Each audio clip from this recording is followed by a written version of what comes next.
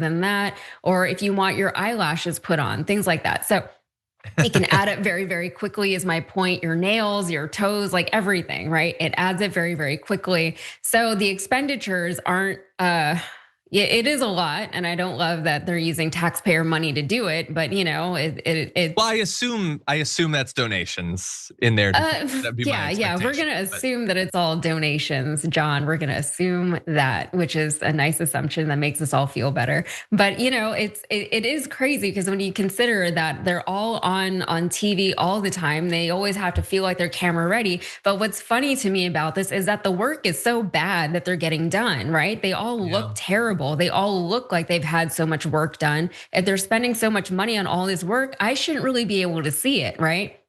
I shouldn't be able to see how caked on your makeup is. I shouldn't have to see your unblended nose contour on Vanity Fair.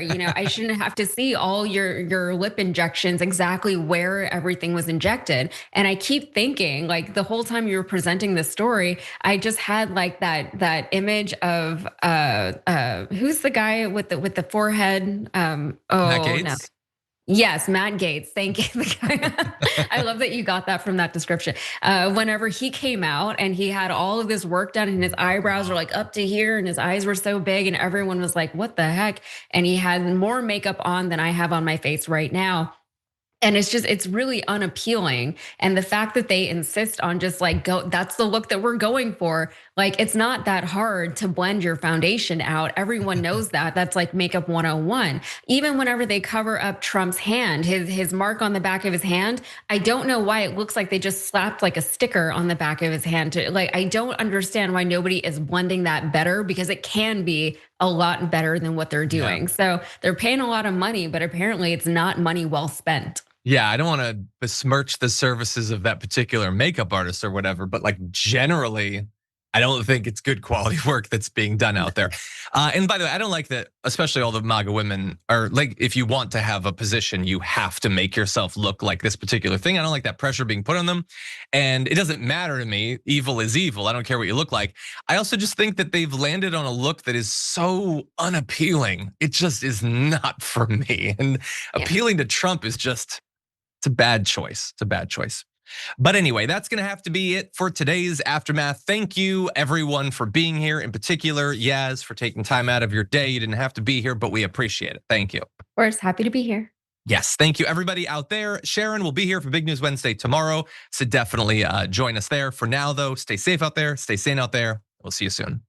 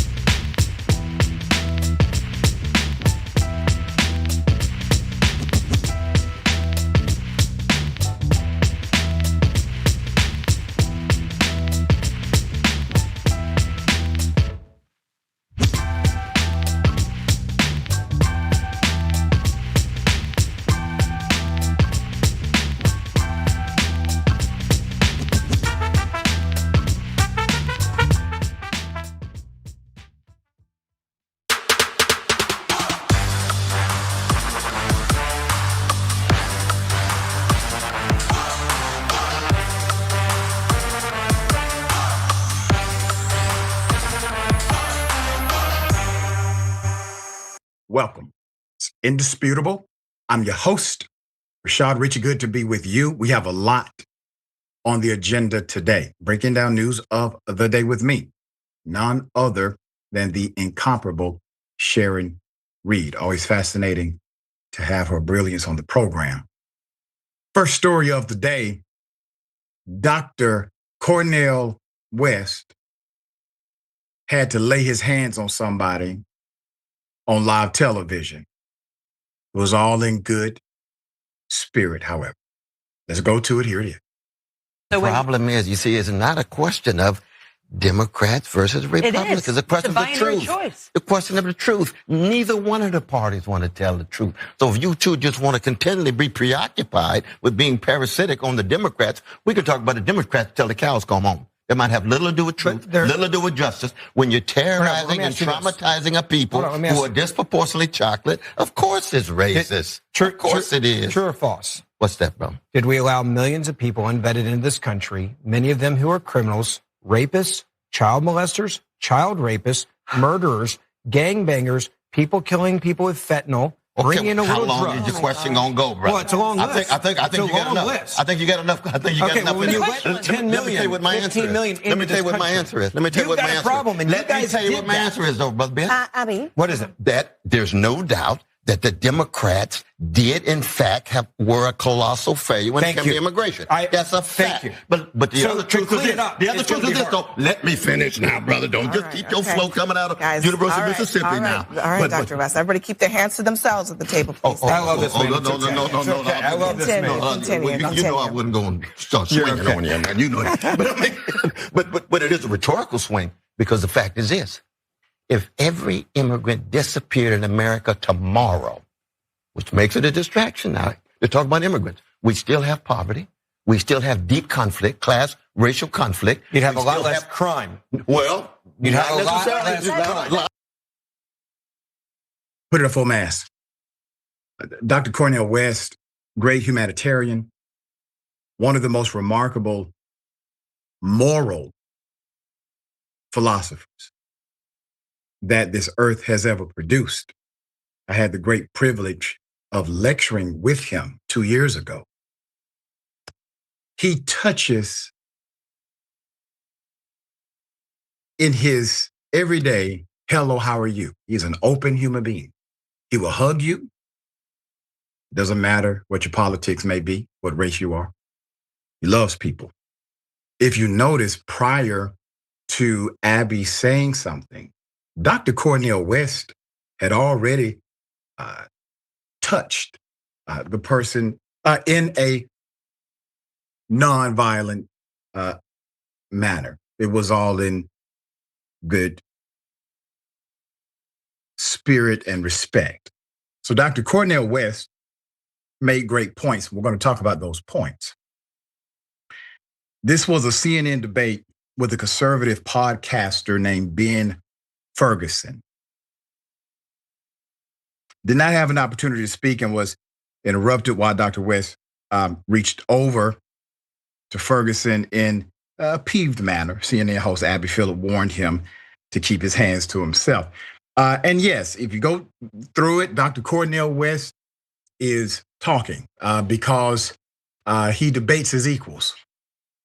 Everyone else, he educates. And so he was educating. He was educating. The individuals who were on that panel were concerned about a partisan advocacy rather than truth being the guide. This may be a first, ironically. CNN Newsnight host Abby Phillip had to warn a panelist to, quote, keep their hands to themselves. And I'm going to say something about why I think she said that in just a moment.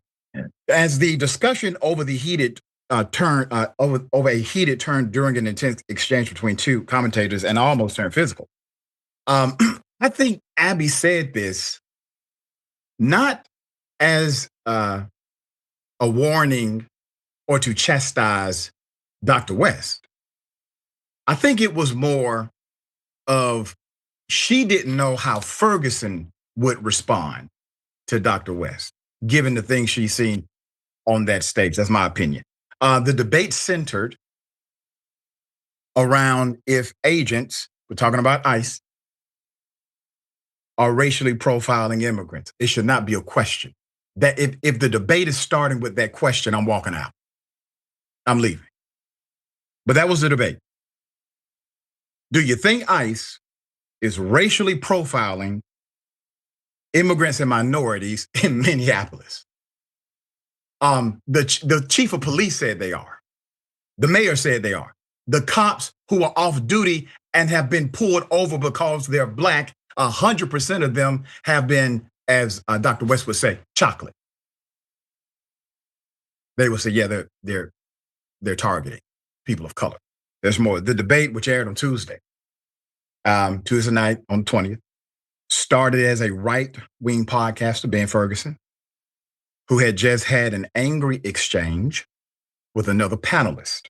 And this is why I think Abby Phillips said something. He just got out of this angry exchange,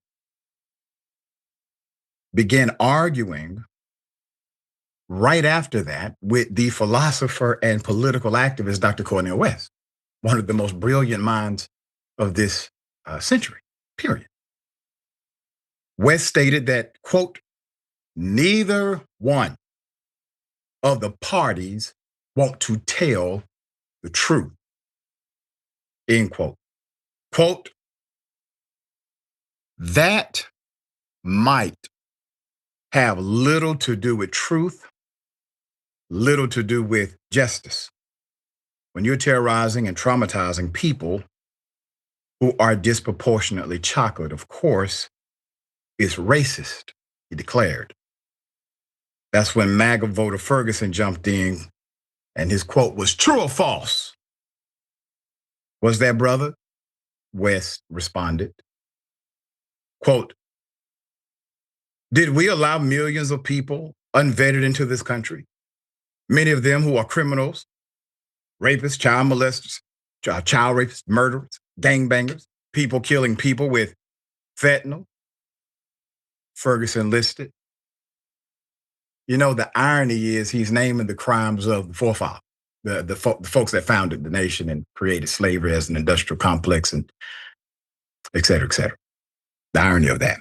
Quote, okay, how long is your question, Dr. West had to opine?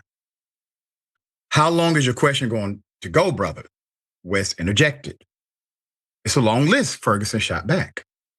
That's when West started tapping him on the wrist. All right. Quote, I think you've got enough. That's when the pair began speaking over each other. Quote, okay, when you let 10 million, 15 million into this country, the conservative commentator responded, quote, you guys did that, he added.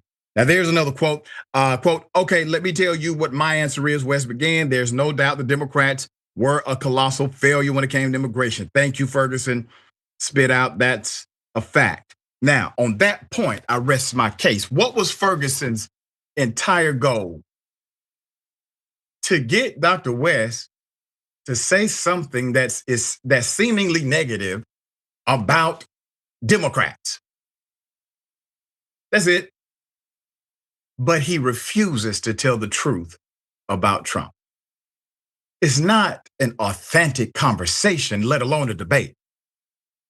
So yes, Dr. Cornel West was right in taking the role as an educator and instructor of consciousness and morality rather than de-evolving into a debate with somebody who's a walking clown show.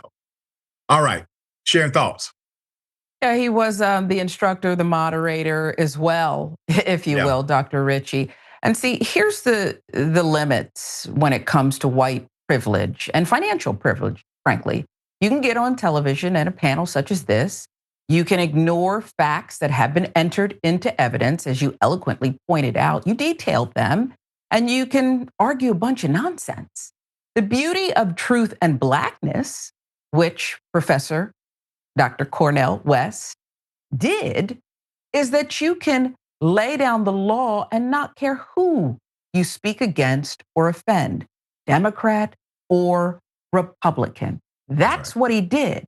But see, white privilege and financial privilege ensure for some that this remains a game when lives are at stake. It's not a game, Doc. That's right. That's right. Especially now. And we have a lot of ICE updates happening this week. All right. I'm taking you to, it's graphic. All right. It's going to make your blood boil. A man was brutally beaten, hit by an Alabama cop. He's pleading. Here's the video. Oh my God. What the? What the? Give me your hand. West down on Clubview. In the middle of the street. I got a car coming towards me. There you go. I'm gonna do it. Give me your hand. Give me your hand. Hands behind your back. Hands behind your back. Put your hands back. Put your hands back. Oh my God, you just killed me. Put it up full mass. We have the background. Look at that.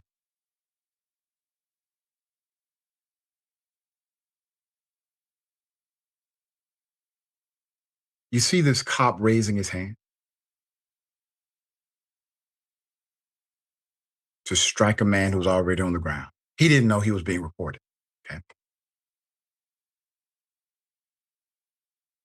According to Atlanta Black Star, a video that has gone viral on social media shows an Alabama cop bashing a black man's head into the pavement before deciding to punch him multiple times after bashing his head into the pavement.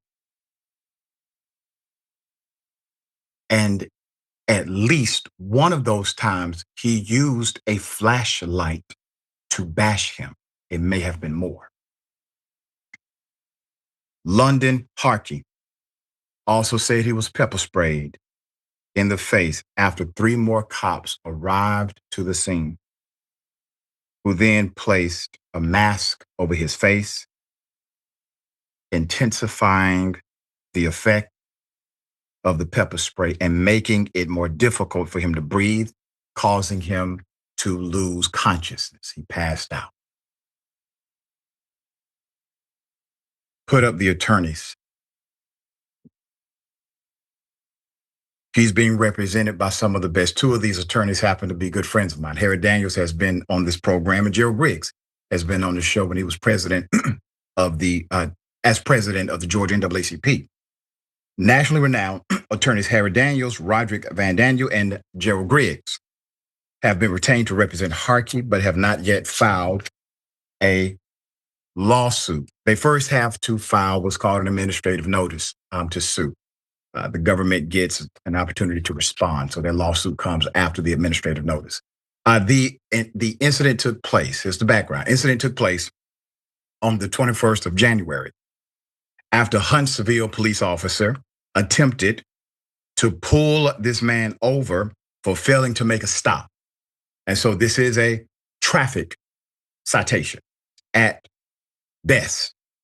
According to a press release from the Huntsville Police Department, they published that 2 days later. That was on the 23rd. Police say Harkey then led the cop on a short pursuit before crashing his car, then attempting to run away on foot. Police also accused him of swallowing illegal narcotics to keep police from finding them. Jordan, put up the picture again. You see, he's actually innocent unless proven guilty. He's innocent, not until proven guilty, unless proven guilty. The police don't get to make the determination of guilt. They don't get to exact punishment for assumption of guilt. It doesn't matter if he did it, he is innocent until proven, unless proven guilty. So the police, they have a professional role in that criminal justice system. press release also says police transported Mr. Harkey to a hospital where he went through an evaluation, but made no mention of drugs being found in his body during the medical evaluation. But he is still charged with tampering with physical evidence for the alleged drugs that he swallowed, along with felony attempting to elude a police officer and resisting arrest. When a cop believes that you have swallowed an illegal substance, they can get a judge, a magistrate judge, wake up 2, 3 o'clock in the morning, sign that warrant in order for the medical team that you will be seeing to go through your body and try to find it, toxicology, etc.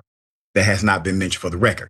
However, his attorneys have said this on the record. They say he actually wasn't resisting. He was not resisting. And the video seems to support that claim. Quote, London Harkey was subdued and defenseless, but that didn't stop this officer from repeatedly slamming his head into the pavement, the statement said. Quote, that didn't stop him from clubbing him with a flashlight. And that didn't stop his fellow officers from spraying him with pepper spray and then covering his face so it burned and smothered him, end quote. Harkey's attorneys said he lost consciousness after being placed in the back of the patrol car, regaining consciousness after being treated at the hospital. Huntsville police, who have not yet released the name of the initial officer, said that cop has actually been placed on administrative leave. Quote, the department is reviewing all available evidence, including body-worn camera footage and other investigative materials to evaluate the incident, the department said in a press release. I want to take you back just for a moment to 2022. Put it up. In 2021, Huntsville police made national news after an officer was caught on video stumping the leg of a 22-year-old black man suffering from a mental health issue who was accused of panhandling at a gas station, asking people for help. The cops also tasered this man. His name is Camonte Hobbs. Last year, Mr. Hobbs accepted a settlement. It was a small settlement, comparatively speaking. It was around $15,000. But it went into a special needs trust for him. They knew that he was special needs as soon as they saw him. All right, Sharon, thoughts here. Well, I'll say this. What I saw in that horrific footage was likely a felony assault and perhaps even attempted murder. He could have died, and people have died in custody for things such as this. He's very fortunate to have attorney Harry Daniels.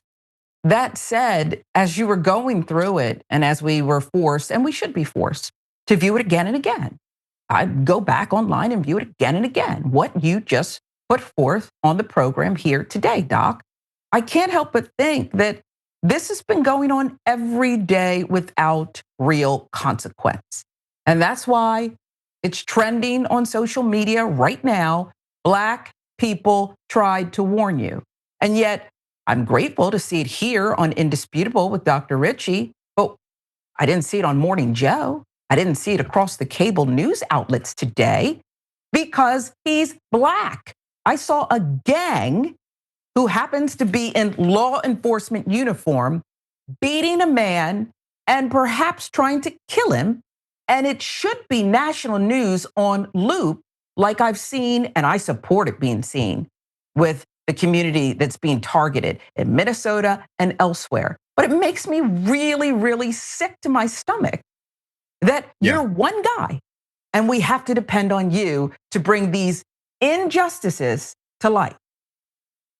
You know, iron sharpens iron. You do the same. And the reality is this: there's a political story connected to the horror you just saw. And the political story is that the reason these cops are more emboldened is because the one agency that would check them has given them permission by way of creating a police force that's worse than they are. ICE. DOJ, they're not going to come at these cops, and they know it. And so there's no enforcement. Even though the laws are still the same, there's no enforcement to the infraction. And so the culture starts to transform again or get worse, which we're seeing now. All right, we'll bring you updates as they develop. All right. Okay, hell of a thing. Congresswoman, 17 years in prison. She's facing this for doing her job. U.S. Constitution demands it, actually. Put it up full mask. I want to remind you that while this is a story about a U.S. Congresswoman who's facing 17 years in prison for doing her damn job, this is actually about Trump, once again, protecting ICE and exacting vengeance against individuals who would dare to speak against his de facto military, ICE. U.S. Congresswoman LaMonica McIver of New Jersey is now facing up to 17 years in federal lockup. She has been charged with 3 felonies: assaulting federal agents during last year's inspection of ICE. This was a nice jail run by private contractors. Okay, they are contractors and subcontractors of the federal government. The reason why she was within her rights is because Congress has the right of oversight. They have the right of oversight. Where does that oversight extend to? Where does it begin? Where does it start?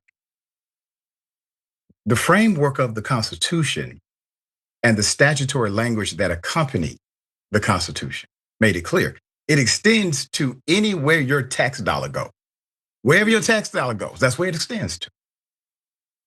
So it may be a private contract, but your tax dollars are paying for it, which means Congress, members of Congress, have the right of oversight, period.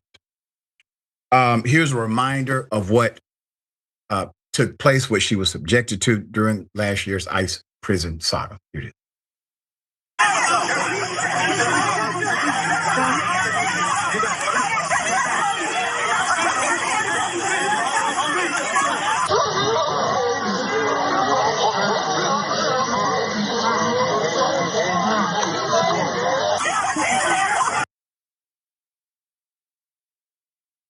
U.S. Congresswoman doing her job.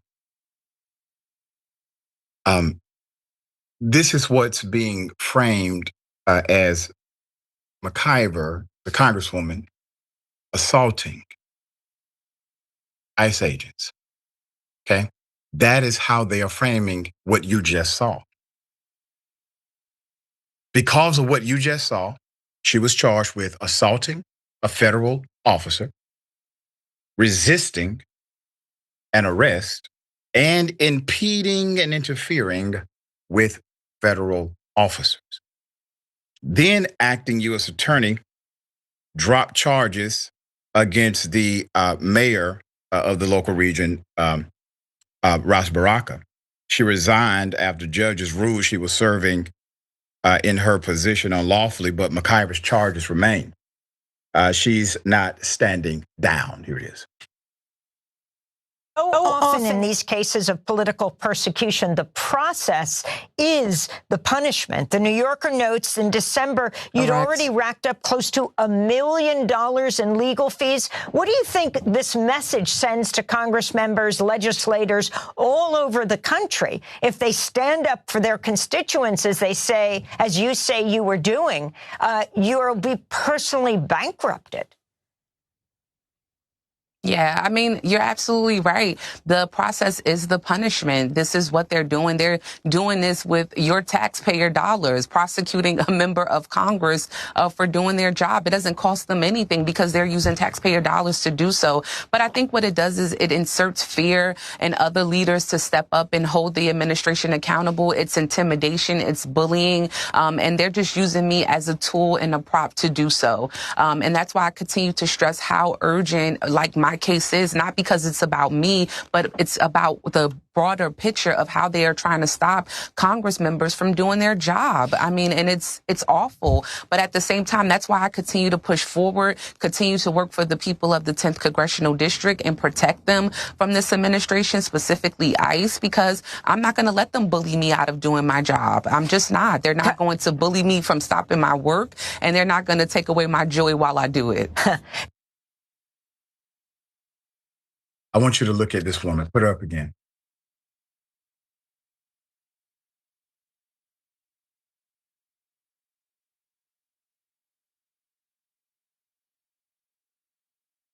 She's facing almost 20 years in prison for something that everyone who saw that clip will conclude she committed no crime. She's protected by the Constitution. She's empowered by federal statute. She's protecting taxpayer dollars. It's an inspection. It's a review. That is it. These are the best amongst us. These are our real leaders. You're looking at her. That's your real leader. People like her. Now, she's correct. They're utilizing her as a proxy in order to scare the already scared Democrats. They're already scared. Okay? You wonder why Chuck Schumer caved so quickly. Because he was scared. That's why.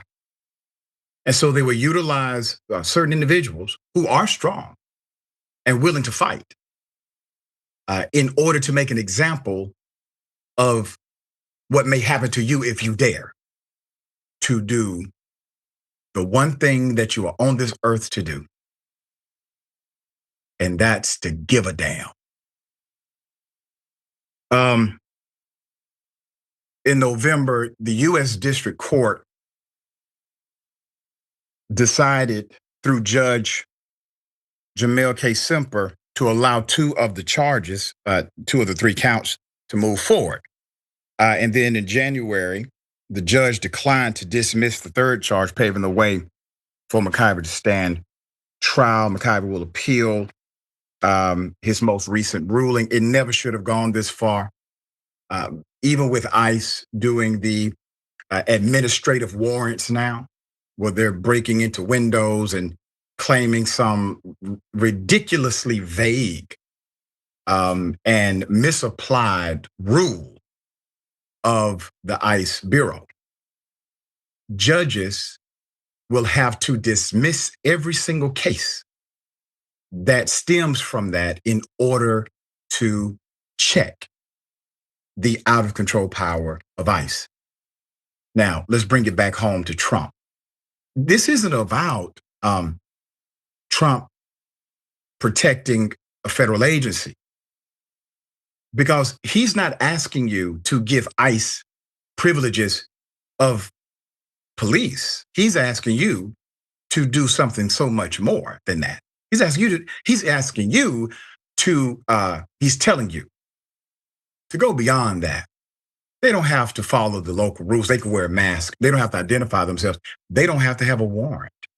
How would that make an actual good cop feel about their job? All right, Sharon, thoughts? You know, verification since the beginning of time is actually the only thing that works. It's what makes us human. If we were perfect, if we were always well-intentioned, if we were good, if we were honest 100% of the time, we wouldn't need verification. Look, either these laws are put on the books for a reason, or it's just something that perhaps you would argue with your students, Doc, in class. So dismiss every case, Judge. Let murderers out if you must judge, because the greater principle, this law stands, has to mean something. Otherwise, nothing does, and we are all at risk. That to me is a very, very simple thing to understand. I wish every American would. You're next. You make a great point about, I know some people are gonna say murderers, we can't do that. Well, the American justice system has done that routinely. When prosecutors decided to engage in negligence and violate the rights of the individual to have access to discovery, a speedy trial. Yes, people who actually did it, a judge said, you get to go home because your rights were violated, okay? So the reason that judgment stands is because it shocks the collective consciousness of what the policy will be if you don't do that. What the policy becomes is that a prosecutor can neglect your rights and still put you in prison. That becomes the consequence if a judge doesn't dismiss the unthinkable. All right, we got more on the other side. Indisputable. Stick and stay.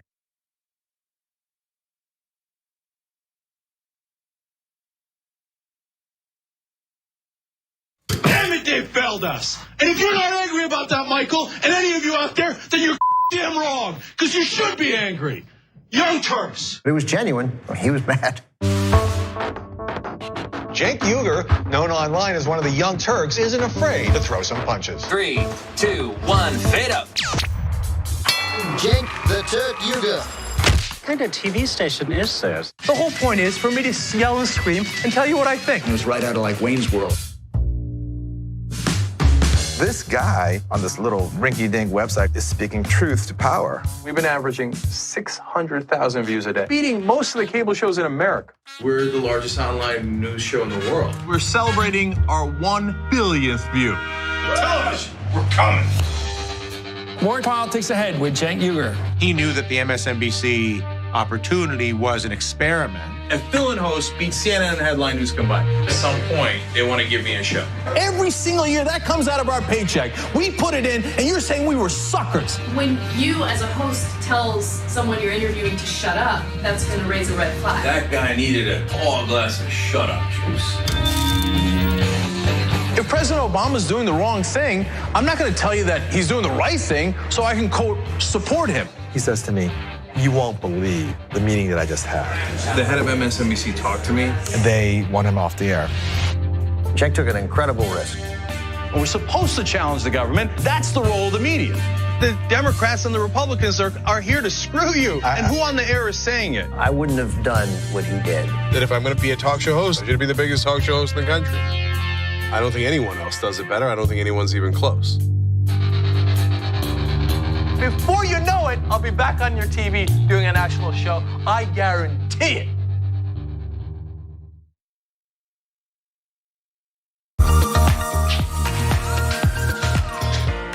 Magic. It's showtime. And say 45 minutes. I'm hosting today. Now, I know what you're thinking, Jerry, your face is already perfect, but you know what? I still need to apply some makeup. I went through this process, right? A few years ago.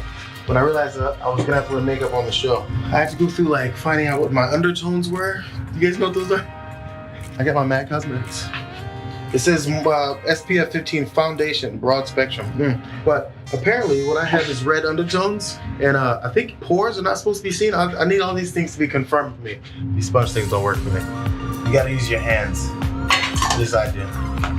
That's how the magic really happens. So we're gonna go through a tutorial. How to make the magic happen from beautiful to beautifuler. Let's go. I've already been moisturized. That's the first thing. But moisturization already happened. We go raw. All hands. Pick up. Couple streaks. This is the guy we're putting on makeup. We got dots.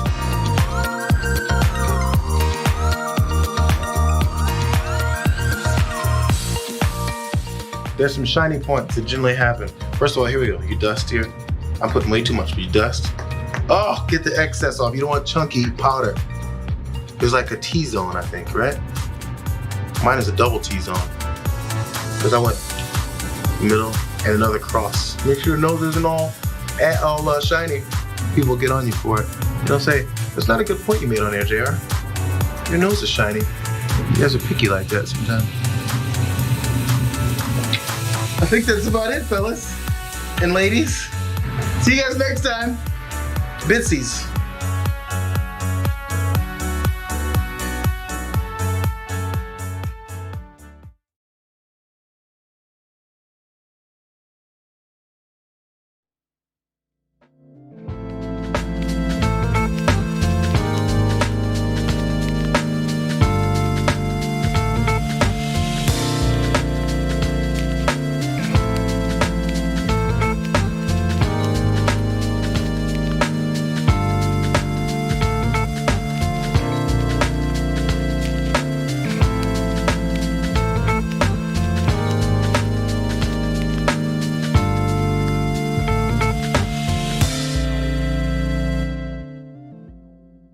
All right. Welcome back. Always good to be with you. We got a lot of comments. I will read as many as I can. All right. Neon Gremlin Dragon says, until there is real and proper accountability for police and politicians, neither will deserve respect. Full stop. Also, we have Bernie, the Kiwi Dragon 4382, member for 43 months. Thank you for that. Hello, Sharon and Dr. Richie. It is my pleasure to be here with you on my 40th birthday. Happy 40th to you. A very special pivot point. Okay. I remember that pivot point. Your metabolism doesn't work the same every decade. Okay. So just know that. Happy birthday to you. $2 too. Thank you for that. Says, Doc, I must give you props. You constantly keep beautiful women around, providing great commentary. They happen to be brilliant first. The beauty part is, well, let him say what he needs to say, Doc, please. I'm fine with what was said. That's right. Thank you. How presumptuous. I don't know if they were talking to me or about me. They were talking about you directly. Come on, Cher, don't do that. Come on, don't do that. Well, I do love you, Doc, and I just love your audience. This is the most loyal family. This is a family. Yeah, that's right. That's right. And obviously they love you. Oh, you're the best. Miss Cardio Queen. Blushing. I know it makes you uncomfortable, so let me back away. Miss Cardio Queen says, well, Abby only said it because Dr. West touched Scott Jennings and Jennings took issue with it. You know, that's a great point that I did not bring to my conscious awareness. I forgot about that, but that's a great point. Bubba Franks, the Sword Dragon, says, Mofo kept interrupting him. Cut Ferguson's GD mic. Now, Dr. West is gonna get his in. You don't have to cut any mics around there, brother. Yeah. That girl -F4E. That could have been my son, father, brother, neighbor. This is insane. Talking about the Alabama cop and the black male. When Rags 4607 says, thank you, Dr. Richard, for all you do. Thank you for all you do. Iron sharpens iron. And without you, there is no me. And call me Librio. If that cop gets fired, his next stop is ICE. Will happily take him in. And he gets a $50,000 bonus. I got one more. I'm going to do one more. T-Bobo 7051. The action of this officer does reflect the culture of policing in Alabama. The officer is on administrative leave. Then he resigns, transfers to another department just to do it all over again. We've seen that in Alabama and beyond. All right. Got something for you. Ladies and gentlemen. I wish a Karen would. You want to call the police on them for having a barbecue on a Sunday. You're still free! Back off! I'm going to tell them there's an African-American man threatening my life. What's your problem? You can call in and ask all that. All right. Here's the information right here. There's a number on the back. I got you, brother. Yeah. I got you. We got cameras in there. It's all good. I know. So everything's recorded. They'll see how fast that I'm going and all that. I know the speed limit here, brother. Okay, that's cool. I got hit by a trash truck. Okay, that ain't my problem. Not a trash truck. No, bitch, you're a FedEx. Okay. You ain't not a either. This is Barrio Chula Vista, homie. Okay, I don't give a. Well, I don't give a either. Okay. What unit are you? Yes, I'm black. I said, what unit are you? Yep, I'm black. I didn't say race, unit, so I know not to deliver. What? I don't order from out of here. Yeah, because you can't afford it. She was calling him the N-word. Okay? He kept his cool. He just wanted to know what unit so that if there's a package coming for her, it may mysteriously disappear. Now, he just won't deliver it. All right? He's already had conflict. They have somebody else deliver it. Put it at full mass. We have some details about this saga. It took place in California. The FedEx driver is now a former FedEx driver because he says for his trouble of being racially accosted, called the N-word, FedEx said, well, you broke company policy because you posted the video. The video showed a woman using racial slurs against him during a routine delivery. Doug Ahmed was about halfway through his route when he pulled into an apartment complex in October, when he heard a woman yelling at him from around the corner. He took out his phone and he started to record. Ahmed, who is African American, says the woman, who appeared to be Hispanic, then called him a racial slur. Ahmed says he also started cursing in response. He utilized profanity in his response. That's grown-up language. But he did not engage in bigotry or racism. Ahmed says the woman called him the same racial slur several more times before he then requested her unit number.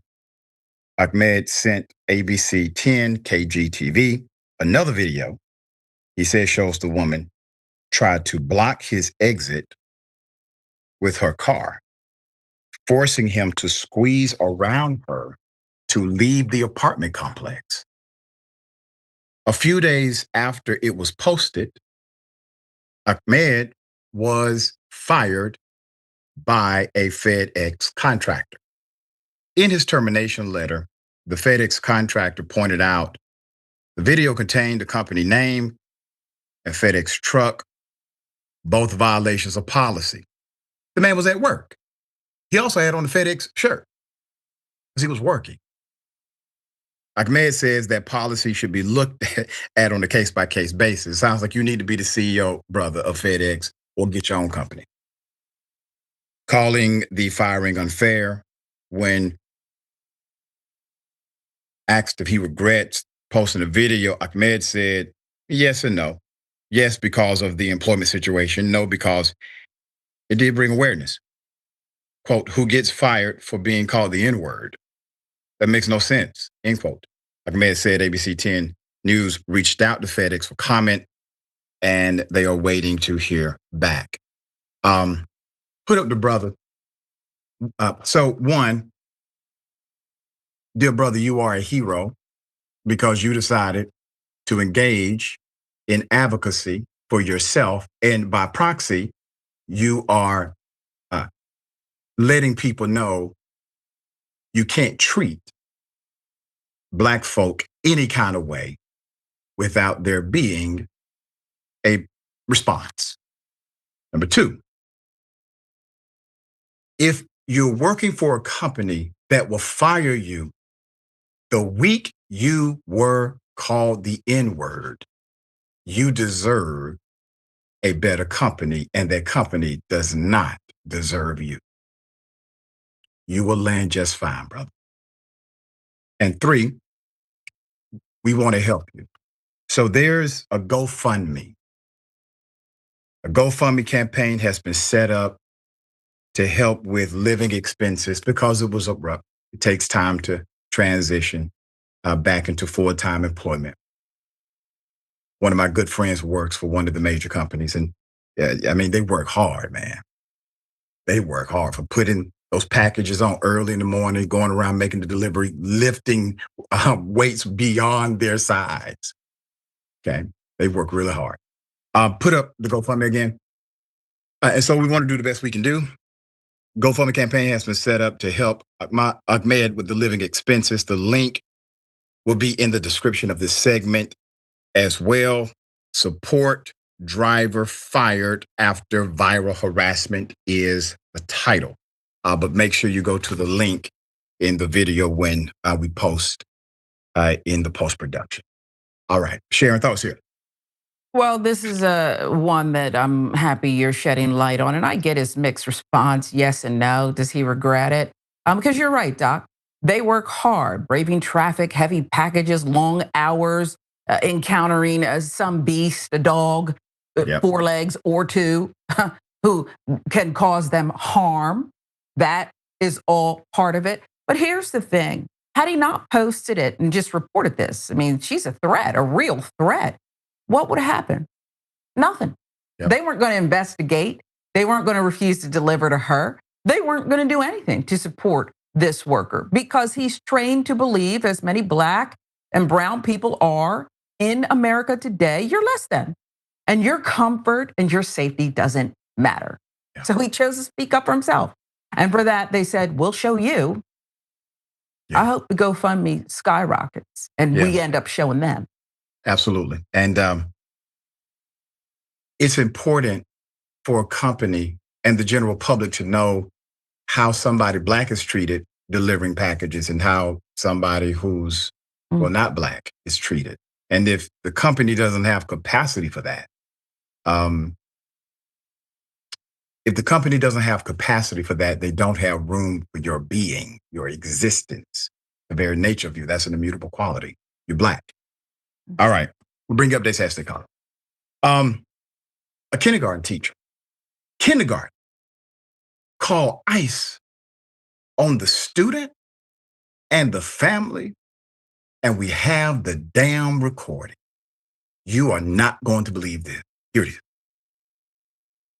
It looks like they have a child who was born in New York, which makes them an American citizen. Yeah. So we're looking to deport the parents and leave the child. Right. I'm going to explain to you what you're listening to and give you more. Put it a full mask. There's a guy who set up an ICE hotline. Comedian Ben Palmer. He launched a fake deportation hotline to catch xenophobic reports. He got one from a person who teaches 5-year-olds. A teacher from New York called in reporting her student and the student's family. When he followed up with a phone call, well, she Karen's out. Here it is. So we were able to confirm that they are documented citizens along with their child. Oh, good. So yeah, it's good because we don't have to deport a 6-year-old. And yeah, I mean, you know, that little fella could have been a threat to our national security. Why are you talking to me like this? Say again? Why do you talk to me like this? I'm sorry, what are you referring to? Like you're like sarcastic. Oh, okay. I mean, I just thought that maybe you'd be okay and just happy that the people that you reported were actually here legally and that they belong, just like you and me. Could I talk to your supervisor? You said you're the supervisor. Yeah, I just thought you were going to be happy. Yeah, I am happy, but I'm not happy with your attitude. You just said to me, the 6-year-old won't be a threat to national security. Yeah. That's sarcastic. I would think that the people that were deporting, especially 6-year-olds, that there would be a good reason for it. I was talking about the people who I thought they're illegal because they were born in a different country. I can't help that they have a 6-year-old. That's on them. You know what we'll do? I'll get in touch with the supervisor. I send him a text. When he gets back to me, I'll see if he can follow up with you and this. And what is his name? His name is Brian. But yeah, thought you'd be happy to know that they're documented, but we'll have the follow-up. I am happy. I'm super happy. I'm glad, you know. She accuses him of having the audacity of being sarcastic when she's sadistic. There's a longer version. We didn't have time to play the whole thing, but she went on and on in her complaint about how she really doesn't know, but if they're taking, taxpayer dollars and utilizing our resources, they need to go. And the pretend ICE agent says, well, it's a 6-year-old child. The 6-year-old child was born in America. And so the child's parents will be deported, and the child, and she said, well, that's not her responsibility. She's a freaking kindergarten teacher looking at that child every day, 5 days a week at least. But he happens to be brown. So she calls what she thinks is the deportation number. She's a kindergarten teacher. Okay. School to prison pipeline starts with the responding educator. It starts with the educator in the room, punishing Black and brown students more harsh than a white student for the same thing. The data is there. Department of Education released it. It's empirical. But this is what we're fighting. All right, Sharon, thoughts. So the kindergarten teacher is insecure and doesn't think very highly of herself. And the only time that dopamine in her brain gets going is when she's able to look down on and hurt other people. I thought the sarcasm was beautiful. It's one up on just cussing her out in the way that she actually deserved. That's what it actually is. What a real sicko. Yeah. It's just sick behavior. Yeah, more updates to come. All right, we got more on the other side. Indisputable, stick and stay.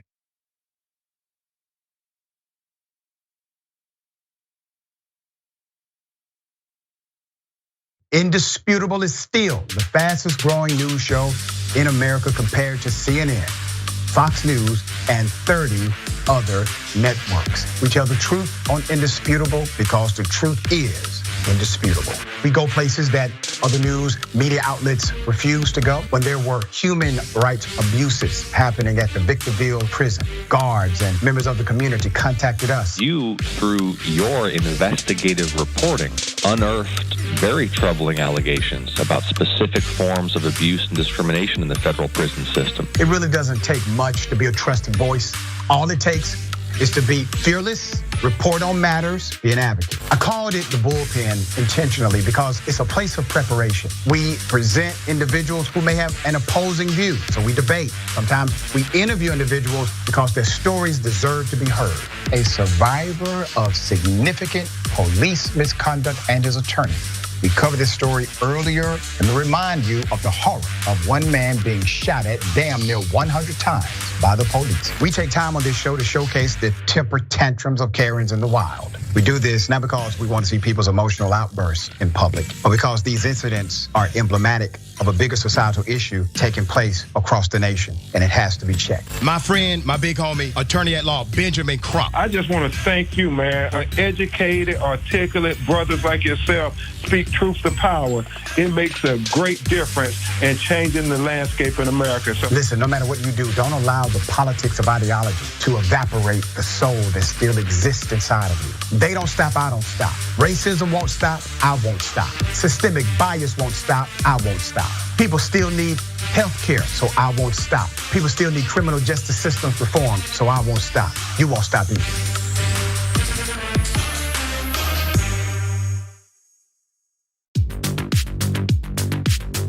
I'm wearing one of our pieces of merchandise. So the funny thing about the Dragon Squad, and that's what our viewers call themselves. That's the name of the group, but every individual chooses their own name. You might have Cincinnati Dragon. You might have Harry Potter dragon. We have a Grandma Sunshine dragon is one of those that I remember.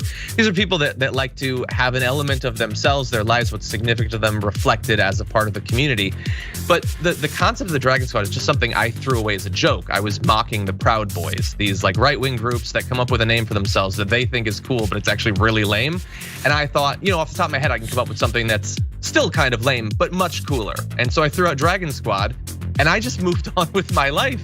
But everybody liked it, and so they kept it going, and so we've embraced it. And I think again, this was during the period of the pandemic. I think it was sort of nice to have a renewed sense of community, a feeling that you're a part of something when everything seems so chaotic. And as a result of that, we've got independent artists online streaming, making beautiful digital art of dragons. We've got, we've released a number of pieces of merchandise that people love sending us photos of them. And then, by the way, for me personally, people send me, like you can probably see in the background, like a knitted dragon someone sent me. There's a dragon book they sent me, dragon board games they send me. People have done like custom ironworks, making dragon bottle openers. Like the fans are super invested in diamond art and things like that. And so it's great that they send this stuff. Sometime we're gonna have to set up a wall of all of it. But yeah, it's definitely brought the community a lot closer together. The fact that we were no longer in this big studio, I felt a lot more personally attached to people. It felt very immediate. And I know that I personally needed the connection.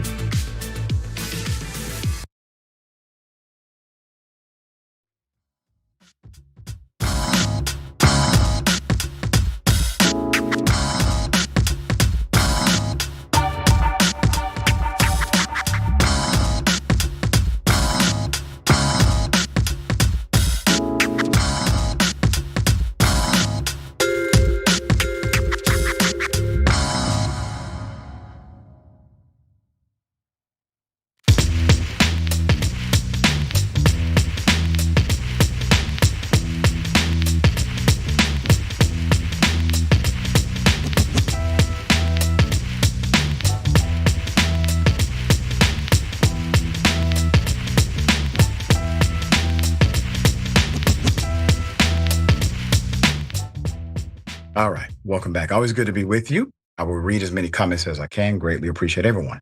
Neon Gremlin Dragon says, I have nothing nice to say about that lady. She has no business being around children. And to make that phone call and the follow-up, and she's violating a lot of local school rules and civil statutes that protect children from actions like this from their teacher or the school system. Subversive queer username Dragon Brother Jank. I hate this, but FedEx was in the right to fire him. Well, what kind of right are we discussing? Were they in the legal right? Well, it's a contractor. It's at will. It's in the contract that's signed. So yes, there's a legal right. Was it morally right? Was it ethically correct? To fire him for having something happen to him, right? So I get your point, obviously, but sometimes the scale isn't the thing that's contextualized on paper. It's the thing that's contextualized in your heart. All right. Michael Martin, BLK Muskogee. I want to know how the trash. I should have read this before I read it. All right. So I just say this is what, yeah. I want to know how the trash truck did in that collision.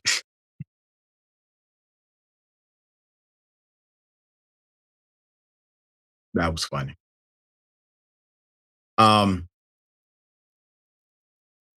Jan Morgan too, not sticking up for their drivers, unexcusable when he was verbally attacked.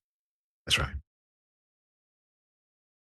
Mr. Steppy 69, exactly. Who gets fired for being called the N-word? I smell a lawsuit. call me Librio. Excuse me, officer, one of my students is the wrong color. And that's basically what the call was, because she had no evidence information except.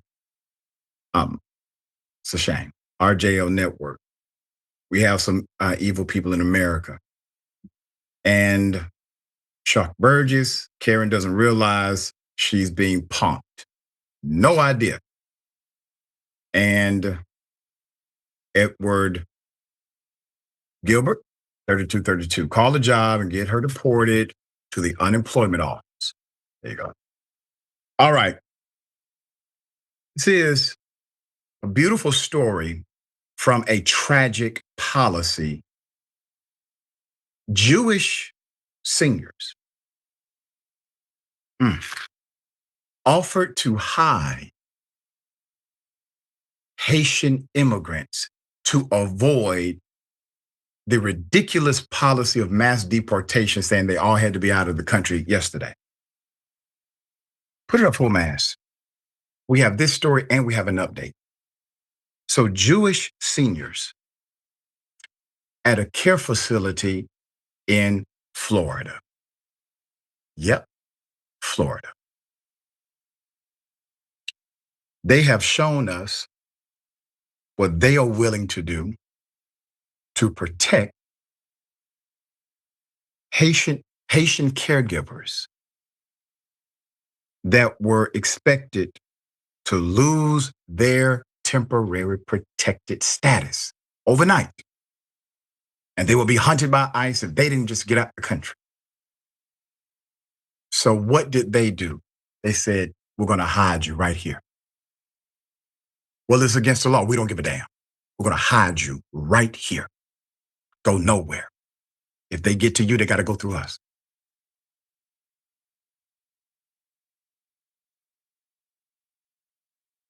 Prior to a federal judge granting a last-minute reprieve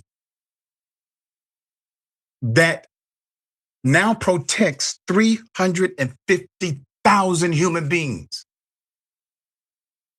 Haitian, from deportation. Haitian immigrants would have lost their legal status to remain in this country yesterday. Here's the story. At Sinai residences, for example, 9% of the staff members are Haitian with TPS. That's a temporary protected status. You're here legally. You are legally in the country. You're legally here. They won't be able to work after Tuesday. In total, 69% of the center staff are foreign born. Caregiving industries are heavily dependent on immigrant workers. Earlier this week, a judge paused the end of TPS. The judge had a heart for Venezuelans, not for Haitians. They were preparing to lose everything. Quote, that reminds me of Anne Frank. Rachel Bloomberg, president and CEO of the center, told the Jewish Telegraphic Agency, quote, there's a kindred bond between our residents being Jewish and seeing the place that the Haitians have gone through. You know, Haiti is actually a very beautiful country. And it has a lot of natural resources. It's not broke, it's raped. Okay. The culture isn't corrupt, the leaders are. People are beautiful. Seniors in long-term care facilities develop deep bonds with their staff. They become family, especially, if you have a heart to serve. Quote, she said, can relate to not being wanted, to being kicked out, They're coming to America for salvage and freedom and safety and shelter. They want to be able to protect the Haitians, end quote. Quote, the Jewish community employs these populations to care for the most vulnerable among us, and it creates major challenges, end quote, said Reuben Rotman, president and CEO of the Network of Jewish Human Services Agencies. Quote, this is part of our Jewish identity and ethos to serve our full community with Jewish values and welcoming the stranger. So this is all connected. The Jewish community depends on these populations, and for them to feel so vulnerable that they're afraid to go to work because they might get picked up and deported, or they might get picked up and sent to a Texas detention center. Nobody should have to live with that fear, end quote. This is what the center offered to their Haitian workers who were expected to lose their status and be hunted down by Trump's ICE force. Quote, they're feeling the need to share as much information as possible, get as smart about immigration policy and immigration enforcement as they can, Kat said. Quote, because they're all worried about this, back in Sinai, residents aren't waiting for careful plans to be laid. Every worker soon to lose their status is receiving, quote, $2,000 and a hug from the center. Many residents are contributing more out of their own pockets. And remember, the senior said, we're going to hide them in here. It's a very beautiful story. It's a very beautiful sentiment of heart, not by one person, not by two, but by a community of individuals to another community of individuals. And it's not as if they're just giving something away. They're doing this because that Haitian community is family to them, valuable to them. They have loved them. They have cared for them. And there's a sense of, there's a moral compass involved with most people the older they get. It doesn't matter how bad some of their past decisions may have been. The closer you get to that space where you have less years in front of you, you start thinking about what happens next. Your morality may transform. Your ethics may be enhanced. Your sense of duty and right and wrong becomes an actual guide. So the seniors of this facility were willing to do this for that community. And I wanted to highlight a positive story in the midst of so much negativity. And yes, it happened in Florida. Sharon, thoughts? Yeah, I love what you've laid out here, and that two groups of people, one caregivers and one receiving that care, were able to see each other as ultimately human and do something to protect them. It's what it looks like when you remember who you are and where you came from and what was done perhaps to your people. That's right. I will say this, Doc, quickly. America will be better off when we can get to a place where even if I don't know you, you're a stranger. I can see the humanity in you. We'll be even better than this, but this is a hell of an example. I love it. Yeah, you're absolutely correct. And they utilized their own cultural experiences, personal experiences to inform their humanity. And I simply don't believe you go through things in order to judge people who are going through things, right? If I judge somebody who drinks alcohol, that's insane. I haven't had a drink in years because I drunk too much. I have grace for those. I have grace for them because I've been through it. And that's what they showed. And I hope more we'll do the same. We got more on the other side. Indisputable, stick and stay.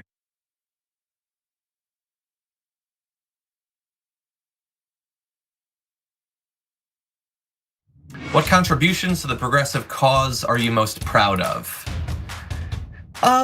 I mean, I don't have super high aspirations for a singular role that I can play in the movement or anything. I try to present myself as what I think that I am, which is a progressive man who is driven by a, I think, well-interrogated and well-organized system of values that I try to stay consistent on, and I demonstrate that that's the sort of life that a person can lead and be successful and be happy and all of that. And that should not need to be done, but there are so many people on the right that are trying to push men in the opposite direction that I want to be able to do that. Along the way, if I can get people to care about some topics that they wouldn't necessarily care about, or that for some men they might think that's not a topic that they should be focused on, that's definitely something that I relish doing. And along the way, I mean, we've been able to introduce people to a lot of candidates. That's been a big part of what we've done. You know, not all of them necessarily got in office. Probably most of them did not. And a lot of them you might not even remember their names. But it was great to be able to provide people the platform where they had the chance of, you know, making a difference. Obviously AOC and all that, but there's been a lot of great people along the way.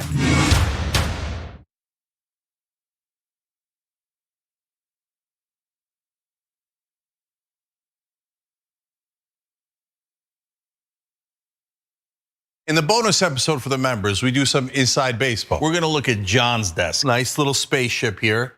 Nerd. But it is kind of look cool. Who has Legos? Oh no. He's taking apart a keyboard. Who has a mouse pad that's this big? He's got a dog with a nose that you can hang something on. You know what this desk screams to me? Nerd. And that's how we like him. We love Johnny Pie. He's got his own personality like everybody does at TYT. Come meet us all in the bonus episodes. TYT.com/team. David Sorrell, Nina Turner. Is Adam Green drop by? Charlemagne. Congressman, great to have you. It's great to be with you, Chang. Your show is a great thing. You're informing people. A lot of the shows that I live on, you know, my CNN, my MSNBC, and even Fox, and any of the other shows, NPR, they are so quick to decide that they know what this building means today. The one thing that I hate that politicians do, you know, they talk about the people they should be talking to. Do they have any idea that they're the establishment and that they're hated? Or do they not realize that at all? People are so deeply in their little universe. I think it's very easy to not really question what you're doing. Voters have a right to ask questions of any nominee, whether they're independent, Republican, or Democrat. The system is duopoly that suppresses competition. How is it the year 2024 and we're still like, maybe they'll talk about paid medical? Like how is that like at one level it's like, good, what we're talking about it now. You're like, it's 2024. And that's always been the critique, that your critique of us is, well, you guys give good speeches, you put out good tweets, but you're not wielding actual power. Now we're starting to. My favorite news platform by far. It's not even close. It's about a country and a principle, and that's what you and I both work to achieve. And I'm so glad that at least half the battle has now been won. If you want to go really hear what's going on, honestly, you should tune into the Young Turks. Thanks for doing such a great job. Please keep it up. Hang tough. Yeah. That makes me so happy. Oh, I like making you happy. I didn't know about that. This is a happy Anna Kasparian. What's up? You're welcome, YouTube. Join the Dragon Squad by becoming a YouTube channel member. Click the join button below or sign up on tyt.com/join to get access to fun emojis, a member-only chat, exclusive shop TYT designs, ad-free watching, and so many other amazing perks. Plus, you get bragging rights for being part of the coolest community on the internet and help us drive real positive change in the world. The Dragon Squad awaits, so join today.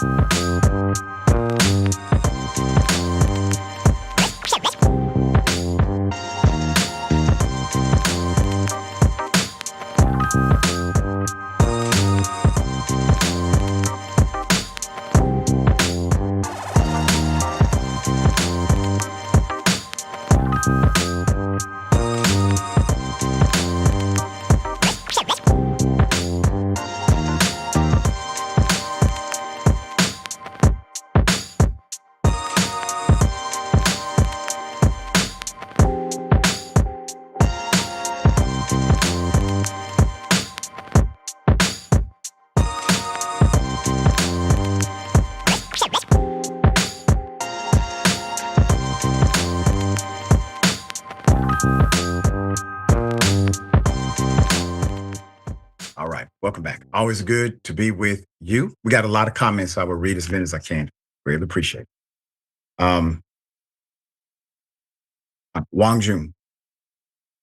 All right, I remember reading this, and it was emotional then. So he's provided a quote from Anne Frank, and I'm going to read it. Quote, and this is a different dispensation of time, but it applies to now. Terrible things are happening outside at any time of night and day. Poor helpless people are being dragged out of their homes. They're allowed to take only a knapsack and a little cash with them. And even then, they're robbed of those possessions on the way. Families are torn apart. Man, woman, and children are separated. Children come home from school to find that their parents have been disappeared. Women return from shopping to find their houses sealed, their families gone. Anne Frank. Thank you for that. Thank you for that historical reminder of what we're fighting.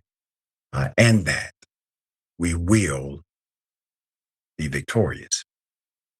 Right? Brett Campbell, aka Dragging My Ass. They walk the walk, not just talk the talk.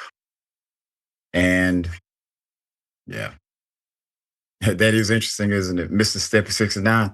This is ridiculous, but I'm glad the old people protected them. Anne Frank style. Another Anne Frank reference. Jovar 93, you the man, Doc. I'm just a man, but thank you. And yeah, Nightmare 316. These Jewish seniors knew what it was like. Bless them. Experiences transform you. All right.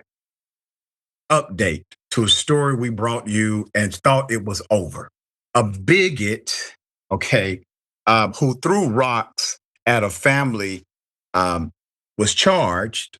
Justice being served. He has now been charged again. Here it is. Oh, yeah, throw rocks at you. Oh, what was that? Oh, really? All right, buddy. You know what? I'm going to call the police now. Black male father is out with his daughter, fishing. Father-daughter time. This man decides to start throwing rocks and harassing them. In an update, David McPartland, a white Massachusetts man who was recorded hurling rocks and racial slurs at a black fisherman and his daughter, is now facing new charges for allegedly trying to bribe or pay someone to vandalize the family's boat. Sir, do you not like black people fishing? What's the issue here? McPartland was charged with assault last summer. We covered it then, following a racist confrontation with competitive fishermen Sharon Brown and Brown's 10-year-old daughter, Azalea. During a fishing outing on Lake Shirley last May, the father-daughter duo drove a boat through public waters that happened to be near McPartland's property, not on it. Brown said McPartland told him that he, quote, shouldn't be fishing here, end quote, or shouldn't be fishing there, demanded they move their boat elsewhere, and then threw a large rock which landed near the Browns' vessel. So Brown started recording, utilizing his cell phone. He's heard asking McPartland, quote, did you just throw a rock at me? Response, yeah, I threw rocks at you, and then he utilized a racial slur. McPartland yelled back. McPartland was arrested and charged with 2 counts of assault and assault with a dangerous weapon and 2 counts of assault with intent to intimidate. He pleaded not guilty to the charges and was released on personal recognizance. It just means he's not a flight risk. He'll show for court. However, his beef with the Browns didn't stop there. Okay, the court gave him hey, you don't even have to put up a bond. All right, you've been here many years, maybe your whole life. We trust you're going to come to court. You get the signature, bond yourself out. So while he's out on bond, it is still a bond. It's just not a cash bond. While he's out on bond, he decides to commit another crime, according to the allegation. So last September, the 67-year-old was charged with witness intimidation after he allegedly tried to bribe one of his employees into vandalizing the Browns' boat, according to court records cited by the Boston Globe. He allegedly told the employee that he could damage the boat and receive $500 or refuse and risk losing his job.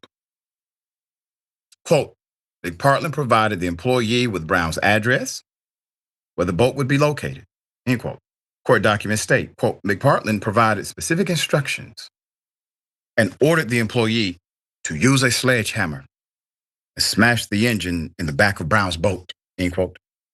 The worker refused McPartland's offer, and he was then fired.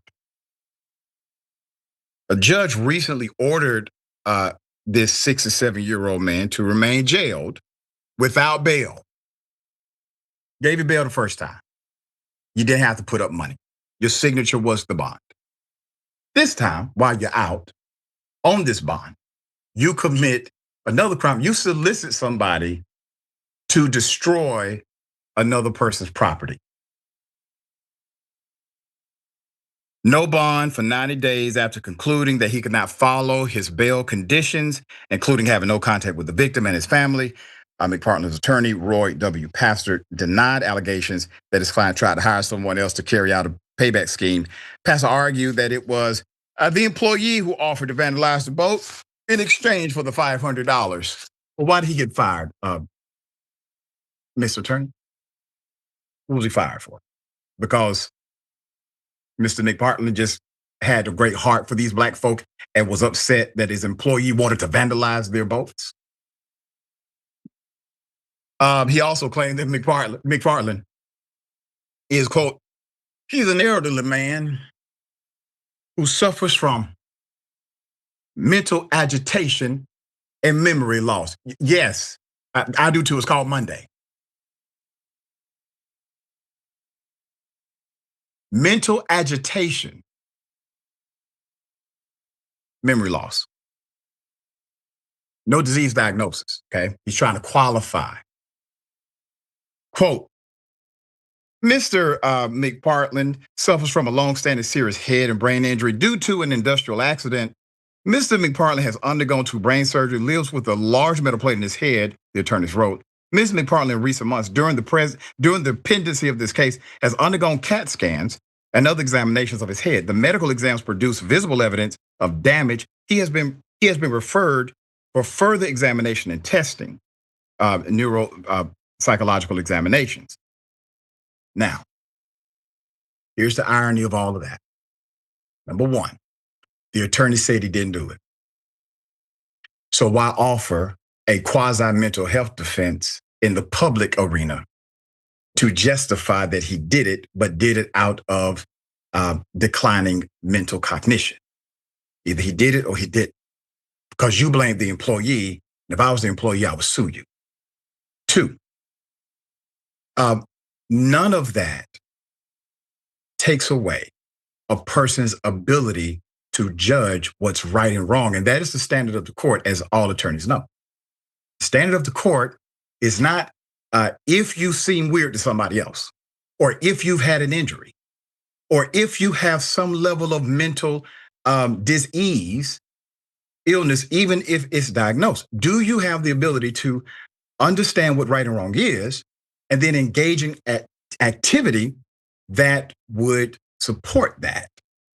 Well, typically, if a person is trying to get away with something, they know that the thing they're doing is wrong, and that's basically the rule of the court.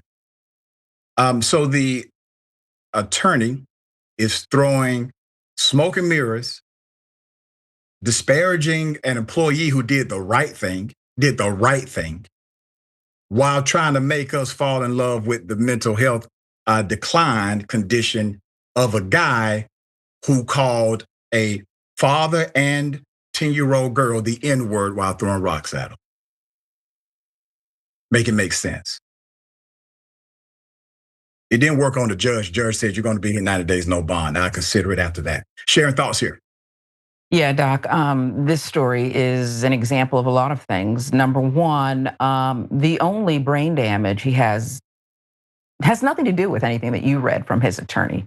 It has to do with white privilege and what it looks like in a sexagenarian, someone who's in their 60s and has never been checked. He has effed around his whole life and he has not found out until now, where a judge has said, no bond, sucker. Now you know. That's right. All right, we'll bring you updates as they come. Trump deporting a record number of Cubans. This is basically from Florida, all right? Here's a video, we have some background. Cubans in Florida are being deported in record numbers. Cubans have had a long-standing special relationship with the United States of America and have had special immigration privileges for decades now. Cubans were among some of the Latino population who supported and voted for Donald Trump at the highest numbers. Cubans held those privileges for decades. Donald Trump has changed that. According to an article by the New York Times, has repatriated more than 1,600 Cubans in 2025, according to the Cuban government. That is about double the number of Cubans who were repatriated in 2024. And in years that Trump has been president, he has sent more Cubans back than his last three predecessors. Put up the picture full mass. Hell of a backstory. Cubans in Florida are some of the many groups targeted by the Trump administration and this relentless deportation scheme at record numbers. But they support Trump in ways that other demographics have not, typically, given the background and culture. He has repatriated more than 1,600 Cubans in 2025. That's according to the Cuban government, because we got to go to Cuba to get the data now. That is about double the number of Cubans who were repatriated in 2024. And in the years that Trump has been president, he sent more Cubans back than his three predecessors. But many of them support Donald Trump. I wonder how Marco Rubio, our Secretary of State, feels about this. There's more legal immigration. Many Cubans have been detained for weeks, some of them for months. Now, you may not have heard these stories because, well, they voted for him, many of them. There's a facility in Florida. It is known as Alligator Alcatraz. Talked about that here.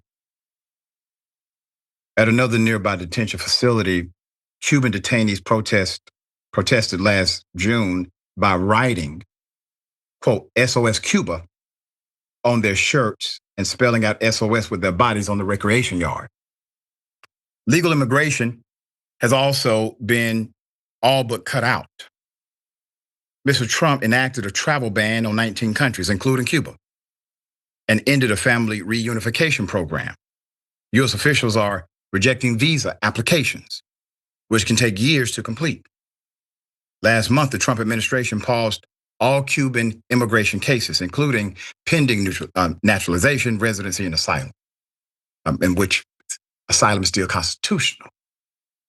Although increasingly skeptical, they've mostly maintained their support for him. Polls suggest that most Cuban American registered voters who tend to be Republican continue to support Trump, said Michael J. Bustamante, an associate history professor and director of Cuban studies at the University of Miami, who studies Cuban American political culture. But he said that he had noticed, quote, a growing amount of unease throughout the community. However, State Senator Garcia, the co-founder of Latinos for Trump, is warning that, well, Trump's immigration policy may cost the GOP midterms.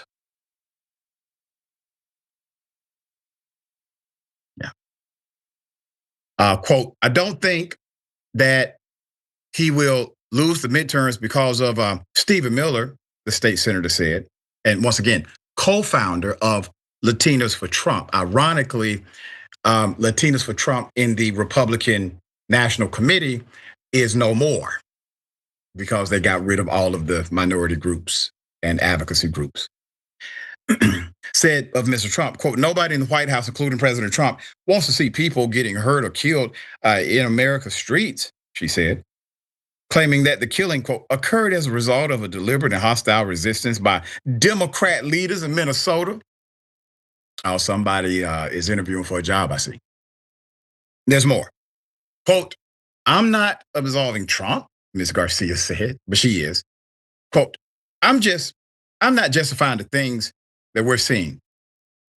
But she was quick to add, quote, there's no perfect administration, end quote. Another quote, most people will come in and whisper in my ear, aren't you afraid they're going to primary you? Ms. Garcia, who was up for re-election this year, quote, no, I'm not afraid. I'm afraid of someone stopping my son. She added, that's what I'm afraid of. Quote, I don't know if anybody is really safe anymore. At least in Miami-Dade County, she said, there are so many mixed feelings. Now, yes, mixed feelings. It's bigger than the midterms. Can you say something to advocate for the groups that you actually represent rather than moralize against people, protect Trump, be concerned about your poll numbers or election opportunity, re-election opportunity? Can you say something about the people that are being adversely affected that you are paid to represent? Trump is attempting to put Cuba's economy in a complete chokehold. All right, let's put it up. And they only have about 15 or 20 days of oil left. Trump tightens the screws on Cuba, threatening tariffs on oil suppliers. Yeah. The whole thing is utterly insane. All of it. I can't find sanity in any of the policy. Not just this one. Sharon, thoughts here? Yeah, and it's only going to get worse as the midterms approach. I cut my teeth as a reporter, as I've mentioned before on the show, Doc, down in Miami. I learned a lot about Cuban American population in Southern Florida and their power and their pride, not just in being descendant of a certain country, but also in becoming, many of them, white Americans and Republicans. And actively rooting for those principles. They never expected, wildly, that they would be targeted. And now that they are, you're about to hear even more. It's not going to get any better for this administration. And it's time for a reckoning. Yeah. And your silence will not change his mind. Your silence will not transform policy, but your advocacy will. Wow. Your collective fight will, not your silence. Sharon, always fascinating to have you on the program. Tell people how they can follow you, check out your great work. At Sharon Reed Live across all platforms, Doc. Appreciate you very much. Rebel HQ just put up another installment today, so thank you. We appreciate all you do. All right, remember, take care of yourself. Take care of each other, take care of the planet. Remember, the truth is always indisputable.